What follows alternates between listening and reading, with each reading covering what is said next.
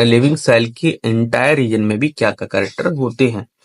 Then after इसकी study जो थी क्वालिटी ने करी थी करीबन 1772 में करी थी उन्होंने डिस्कवरी। इसके बारे में देखा कि अंदर क्या क्या सब्सटेंस है। तो उसके बाद लेमार्क लेमार्क आए। लेमार्क ने भी क्या हुआ, थर्ड पॉइंट में लेमार्क आए थे। लेमार्क ने एक रियल लाइफ में एक बता रखा था।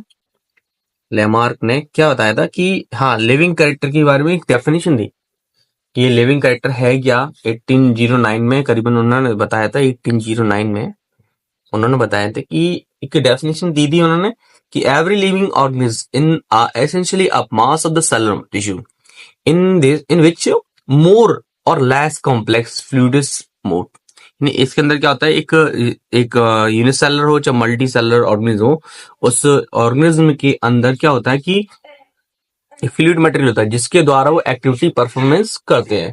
देन आफ्टर क्या था, एच डचे थे, उन्होंने फ्रेंच साइंटिस्ट थे, उन्होंने क्या करा था, एक केमिकल डाला था। थर्ड पॉइंट में इन्होंने बताया कि एक फ्लूइड मटेरियल है टिश्यू के अंदर एक फ्लूइड है। क्या है? फ्लूइड।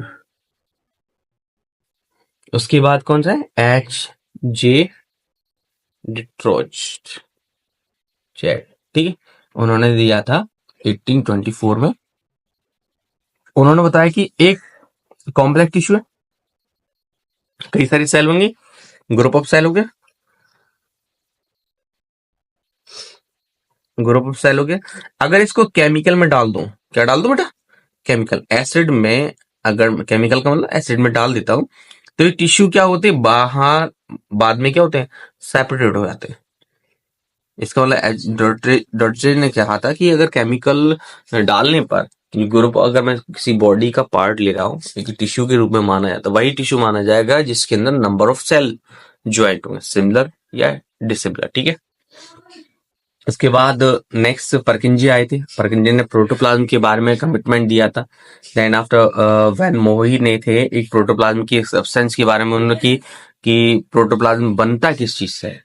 उसके बाद सीले स्वान आए थे और उन्होंने थ्योरी के बारे में कॉन्सेप्ट देना शुरू कर दिया। तीसरा पॉइंट आता है, अगर मैंने डिस्कवरी इन लोगों करी होगी तो डिस्कवरी करी होगी तो उन्होंने माइक कोई ना कुछ तो यूज करा होगा, कुछ ना कुछ तो यूज करा होगा। तो आया था सबसे पहले, अगर पता है, अगर चीज अगर हम देखते विजुलाइजेशन करते तो सबसे पहले क्या आपने देखा होगा, जो सोने चांदी की दुकान होती है उनके पास एक लेंस रखा होता है, कॉन्वेक्स लेंस होता है, ठीक है, कॉन्वेक्स लेंस होता है बेटा। तो ये क्या करता है, साइज को बढ़ाता है, इनलार्ज करता है। क्या करता है, इनलार्ज। जैसे बात है, हमें छोटी चीज को ज्यादा बड़ा देखना होता है, बड़ी चीज को थोड़ा छोटा थोड़ी ना देखना है, छोटी चीज को ज्यादा बड़ा देखना होता है। तुमने क्या करा कि एक लार्ज एक इमेज बनाई थी। अब उसी के अकॉर्डिंग हमने लेंस का दो, एक लेंस के साथ दो लेंस यूज करना शुरू कर दिए तो कॉम्प्लेक्स लेंस हो गए। देन आफ्टर हमारे क्या करा कि जो लेंस खत्म करने के देन आफ्टर हमने क्या करा, एक माइक्रोस्कोप का यूज करा, जो माइक्रोस्कोप कुछ इस तरह दिखाई देता होगा, आपने देखा भी होगा।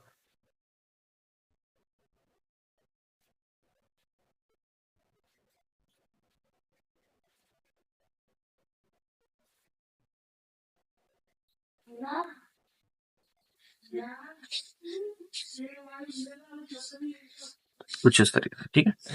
ये इसमें यहाँ लेंस होता है, एक दो साइड यहाँ पे लेंस लगाए जाते हैं, नीचे लाइट आती है, यहाँ पे एक लाइट लगा होता है रिफ्लेक्टिंग, जब लाइट पड़ती है देन आफ्टर ये लाइट यहाँ पे शो करती है। और यहाँ पे एक हमारे पास स्पेसिफिक टिश्यू पे स्लाइड्स वगैरह रखी होती है जिसमें क्या होता है, हम ऊपर से आई पॉइंट पे वो ऑब्जर्व करते हैं कि वो ऑब्जेक्ट में क्या क्या इंटरनल स्ट्रक्चर है और कैसे कैसे बना हुआ। तो सबसे पहले जो देखने पड़े थे, हमने ऑनियन पील देखी थी। ऑनियन पील कुछ इस तरह दिखाई दी थी।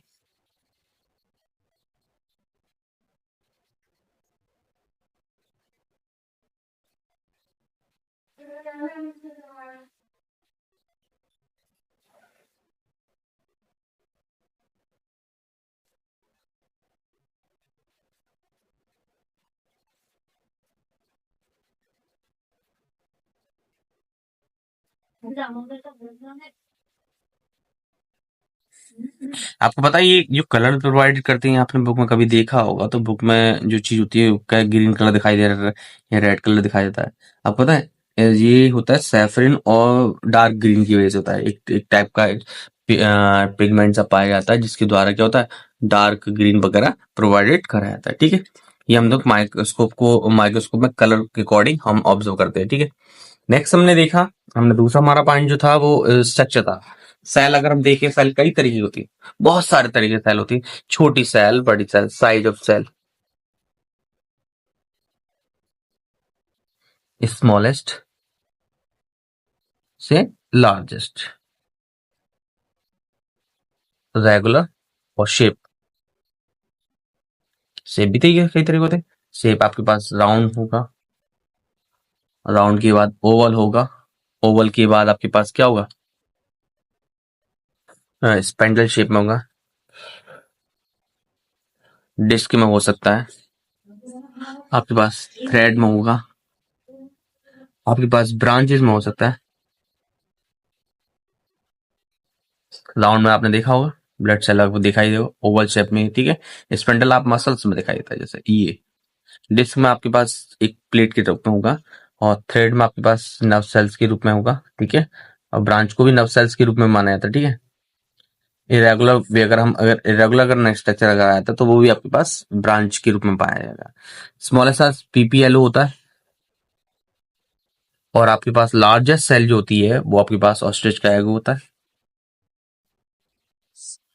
ठीक है, आज हम इतना ही कवर करते हैं, देन आफ्टर हम आपके पास अगले नेक्स्ट वीडियो मिलेंगे। ठीक है, थैंक यू।